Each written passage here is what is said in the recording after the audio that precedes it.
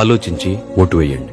ఈ మధ్య మన ప్రతిపక్ష నాయకులు పవన్ కళ్యాణ్, చంద్రబాబు అదే పనిగా జగన్ని దించేయాలి అని అంటున్నారు. అసలు జగన్ ఎందుకు దించాలి? పేద పిల్లల భవిష్యత్తు కోసం నాడు నేడుతూ ప్రభుత్వ బడుల రూపురేఖలు మార్చారు. పేద పిల్లలు భవిష్యత్తులో ఎటువంటి ఇబ్బంది పడకూడదని ప్రభుత్వ బడుల్లో ఇంగ్లీష్ మీడియం తీసుకురావటమే కాకుండా అనేక వసతులు, basic infrastructure, modern toilets, benches, uniforms, shoes ఇలా ఎన్నో అవసరమైన అన్ని వసతులు వాళ్లకు కల్పిస్తున్నారు. అందుకోసం దించేయాలా?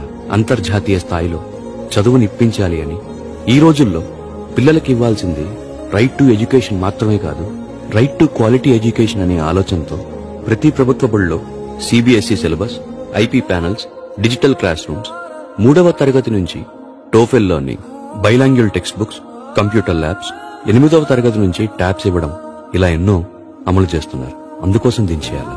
దించేసి ఎవరినెక్కించాలి? చంద్రబాబు గారిని ఎక్కించాలా? ఎందుకు ఎక్కించాలి? తన 14 ఏళ్ల పాలనలో ఎప్పుడైనా ఒక్క ప్రభుత్వ బడి కోసం ఆయన ఆలోచించారా? విద్య ప్రభుత్వ బాధ్యత కాదు అని చెప్పి విద్యని ప్రైవేట్ వ్యక్తుల చేతుల్లో పెట్టి మన రాష్ట్రంలో ఎన్నో ప్రభుత్వ బడులు మూతపడ్డానికి కారణం ఆయన కాదా? మళ్లీ జగన్ వచ్చాకే కదా గవర్నమెంట్ స్కూల్స్ కి నూతన ఉత్తేజం తీసుకుని వచ్చారు. విలువైన చదువుని పేద పిల్లలకి ఉచితంగా అందిస్తున్నారు. ఇప్పుడు జగన్ని దించేసి